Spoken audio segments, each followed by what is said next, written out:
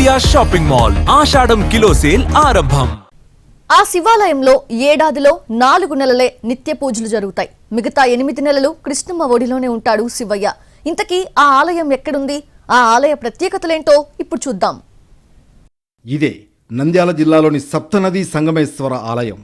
లలిత సంగమేశ్వరం క్షేత్రంగాను ఈ ఆలయం ప్రసిద్ధి చెందింది. శ్రీశైలం దిశగా కృష్ణమ్మ పరవళ్లు తొక్కడంతో సంగమేశ్వర ఆలయం జలకాలాడుతోందా అన్నట్లు కనిపిస్తుంది. ఇక శ్రీశైలం జలాశయం నీటి మట్టం పెరిగితే ఆలయ ఆనవాళ్లు కూడా కనిపించవు.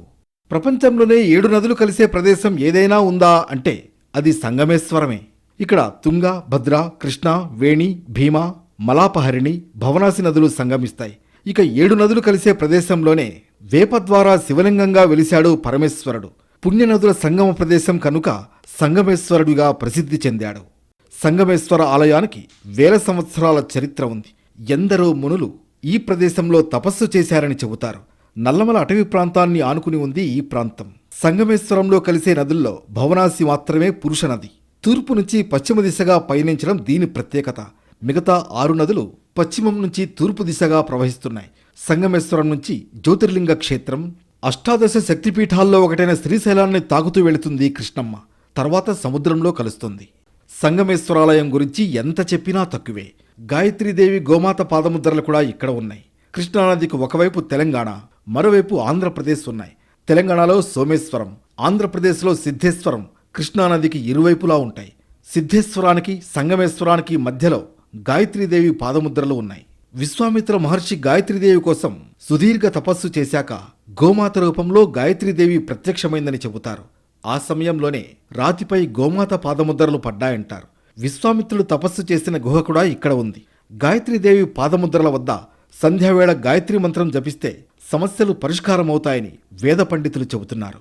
సంగమేశ్వరం కృష్ణ, వేణి, తుంగ, భద్ర, మలాపహారిణి, భీమరతి, భవనాసిని అను 7 నదుల కలయిక ఉండడం వల్ల సప్తనదుల సంగమం సంగమేశ్వరమైంది. ధర్మరాజుల వారు 5200 సంవత్సరాల కిందట అరణ్యవాసంలో ఈ ప్రాంతానికి వచ్చి ఈ ప్రాంతంలో ఈ 7 నదుల సంగమంలో శివలింగాన్ని ప్రతిష్ఠించాలని చెప్పి సదుద్దేశంతో ఆ శివలింగాన్ని ప్రతిష్ఠించారు. దీనికి బ్రహ్మపురం అని పేరు. సరస్వతీదేవి బ్రహ్మదేవుడి ఇక్కడ నివాసం ఉన్నందువల్ల దీనికి బ్రహ్మపురం అని పేరు వచ్చినది. బ్రహ్మ ప్రతిష్ఠించిన శివలింగం పైనే ఒక 30 అడుగుల ఎత్తుపైన ఆ లింగం కనుమరుగైతుంది అని చెప్పి శ్రీకృష్ణ పరమాత్ముడు ఈ ప్రాంతానికి వచ్చి ధర్మరాజుల వారికి సూచించడంతో ఆ బ్రహ్మలింగం పైనే శివలింగాన్ని ప్రతిష్ఠించాడు. కాబట్టి యావత్ భారతదేశంలో ఈ శివలింగం అనేది చాలా విశేషమైనది. సంగమేశ్వరాలయంలో ప్రతిష్ఠించిన శివలింగం విశిష్టమైనది. ఇక్కడ వేపదారు శివలింగం ఉంది. పాండవులు అరణ్యవాసం చేసిన సమయంలో శ్రీకృష్ణుని సూచన మేరకు ధర్మరాజు ఈ శివలింగాన్ని ప్రతిష్ఠించారని చెబుతారు. శివలింగం తీసుకురమ్మని భీముణ్ణి కాశీకి పంపాడట ధర్మరాజు. భీముడు ఎంతకీ రాకపోవడంతో అమృత ఘడియలు దాటిపోతున్నాయని అక్కడే ఉన్న వేప చెట్టును నరికి శివలింగంగా మార్చి ప్రతిష్ఠించి పూజలు చేశారని చెబుతున్నారు. అయితే కాశీ నుంచి శివలింగాన్ని తెచ్చిన భీముడు ఆగ్రహంతో ఊగిపోతూ తాను తెచ్చిన శివలింగాన్ని విసిరేశాడట. ఆ శివలింగం ఇప్పటికీ పగిడ్యాల మండలం బీరవోలు వద్ద ఉంది. భీముని ఆగ్రహానికి అర్థం ఉందని సముదాయించిన ధర్మరాజు మొదట భీమలింగానికే పూజలు చేయాలని చెప్పాడని చెబుతున్నారు. ధర్మరాజు భీమసేనునికి చెప్పి కాశీకి వెళ్ళి లింగాన్ని తీసుకొని రండి, వచ్చిన తర్వాత ఇక్కడ ప్రతిష్ఠ చేస్తామనేటప్పటికీ ఆ ముహూర్త సమయం దాటిపోతుందనే ఉద్దేశంతో ధర్మరాజు అక్కడ వేప మొద్దును తీసుకొని వచ్చి శివలింగంగా ప్రతిష్ఠ చేస్తున్నారు. ఆ ప్రతిష్ఠ చేస్తూనే భీముడు వచ్చి చూసి చాలా కోపోద్రిక్తుడైనాడు. అయినప్పుడు ఆ లింగాన్ని పెకలించడానికి చూస్తే అది రాలేదు. అప్పుడు ఈ తెచ్చిన లింగాన్ని కోపంగా నదిలోకి విసిరేసినప్పుడు భీముని శాంతింపచేసి అక్కడ లింగ ప్రతిష్ఠ చేసి సప్తనది సంగమేశ్వరుడు అని చెప్పనేసి ఇది విశేషమైనది. ఇది చాలా మహాపుణ్యక్షేత్రము. శివభక్తులు ఎక్కువగా వస్తుంటారు. కార్తీక మాసము, మాఘమాసము ఇక్కడంతా బాగా పూజలు చేస్తారు, అభిషేకాలు చేస్తారు. ఇక్కడ స్నానాదులకు అంతా భక్తులకు బాగా సౌకర్యంగా ఉంది.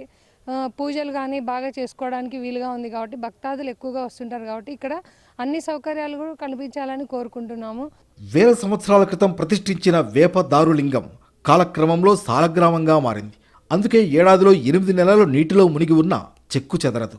సంగమేశ్వరాలయం మొదట నది ఒడ్డున ఉండేది. డ్యాం నిర్మాణం వల్ల బ్యాక్ వాటర్తో ఆలయం నీట మునిగింది. 23 సంవత్సరాలు ఆలయం నీటిలోనే ఉండిపోయింది. దీంతో సంగమేశ్వరాలయం ఉండేదనే విషయాన్నే జనం మర్చిపోయారు. 2003 తర్వాత శ్రీశైలం డ్యాం నీటి మట్టం పడిపోయింది. అప్పటి నుంచి ఆలయం నీటి నుంచి బయటపడుతోంది. అప్పటి నుంచి తిరిగి ఆలయంలో పూజలు ప్రారంభమయ్యాయి. సంగమేశ్వరంలో అగస్త్య మహాముని, విశ్వామిత్రుడు తపస్సు చేశారని తెలుస్తోంది. స్కంద పురాణంలో సంగమేశ్వరం ప్రాధాన్యత వివరంగా ఉంది. ఇక్కడ అస్థికలు కలిపినా, పితృదేవతలకు పిండతర్పణం చేసినా ముందు 7 జన్మలు, తర్వాత 7 జన్మల్లో పాపాలు హరిస్తాయని భక్తుల నమ్మకం. సంగమేశ్వరంలో స్నానం చేసినా సర్వ పాపాలు హరిస్తాయని భక్తులు విశ్వసిస్తారు. సంగమేశ్వరానికి వెళ్లాలంటే కర్నూలు నుంచి ఆత్మకూరు చేరుకోవాలి. అక్కడి నుంచి 40 కిలోమీటర్లు ప్రయాణించాలి. తెలంగాణ ప్రాంతం వాళ్లు మహబూబ్ నగర్ నుంచి సోమశిల వరకు బస్సులో చేరుకోవాల్సి ఉంటుంది. అక్కడి నుంచి బోటు ద్వారా సంగమేశ్వరం చేరుకుంటారు. ఆదాయం లేకపోవడం వల్ల అభివృద్ధిపై దృష్టి పెట్టలేదు దేవాదాయ శాఖ. భక్తులు ఇక్కడికి చేరుకునేందుకు కపిలేశ్వరం వరకు రోడ్డు సౌకర్యం ఉంది. ఇది అటవీ ప్రాంతం కావడంతో రహదారి నిర్మాణానికి నోచుకోలేదు. ఇక్కడ భక్తులకు కూడా ఎలాంటి సౌకర్యాలు లేవు. ఆలయం నీటి వెలుపల ఉండే 4 నెలల కాలంలో కూడా పూజలు చేసేందుకు వచ్చే భక్తులు ఇబ్బందులు పడుతున్నారు. సంగమేశ్వరాన్ని ఆధ్యాత్మికంగా, పర్యాటకంగా అభివృద్ధి చేయడానికి అనేక అవకాశాలు ఉన్నాయి. ఒక దశలో రెస్టారెంట్, బోటింగ్ కోసం పర్యాటక శాఖ ప్రయత్నాలు చేసింది. అయితే ఆ తర్వాత దాన్ని కొనసాగించలేదు. హైదరాబాద్ నంద్యాల నేషనల్ హైవే నిర్మాణంలో భాగంగా సంగమేశ్వరం వద్ద హ్యాంగింగ్ బ్రిడ్జ్ నిర్మించనున్నారు. అది పూర్తయితే రవాణా సౌకర్యం మెరుగుపడుతుంది. సంగమేశ్వరం ఆలయానికి వచ్చే పర్యాటకులకు కాటేజీలు, మెరుగైన సౌకర్యాలు ఏర్పాటు చేస్తే పర్యాటకంగా అభివృద్ధి చెందుతుంది.